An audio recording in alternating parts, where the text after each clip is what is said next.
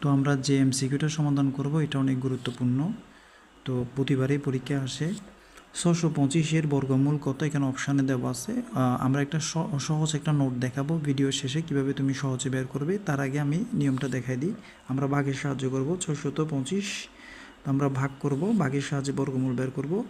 তো এখানে জোড়া বানাইতে হবে, প্রথমে এক জোড়, এটার সাথে কোনো জোড় না, এটা আলাদা থাকবে।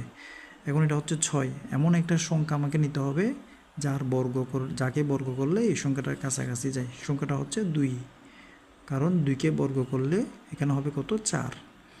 যদি আমি এখানে 3 নিতাম তাহলে 3কে বর্গ করলে 9 হয়ে যেত, এটা থেকে বড় হওয়া যাবে না। তাইলে এই যে এখানে 6 থেকে 4 গেলে বিয়োগ করলে হবে 2, এখানে 25 আমরা এই জোড়া সংখ্যাটা নামাবো। এখন এখানে 2 এর ডাবল এখানে বসবে, 2 এর ডাবল হচ্ছে কত, 4, 2 এর ডাবল হচ্ছে 4।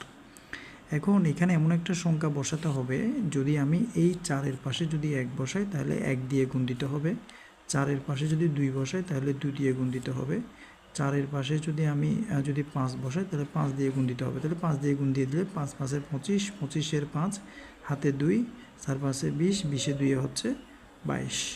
তার মানে আমরা এখানে যদি 5 বসাই তাহলে 45কে 5 দিয়ে গুণ দিলে 225 হবে। এইখানে 5 বসালাম তাই এইখানেও 5 বসবে, তাহলে 5 45 হচ্ছে 225।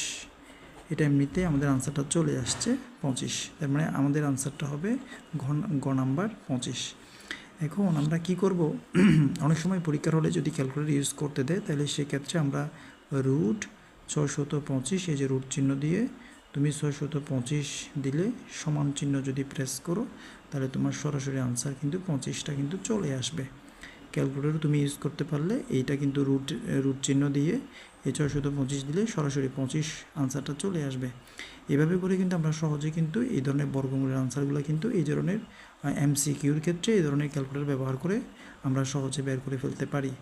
আর যদি ভাগের সাহায্যে বলে তাহলে এইভাবে করে করতে হবে। আরও এই ধরনের বড় ভাগের সাহায্যে বর্গমূল পাওয়ার জন্য আমাদের চ্যানেল প্লেলিস্টে প্রচুর ভিডিও দেওয়া রয়েছে, চাইলে দেখে নিতে পারো।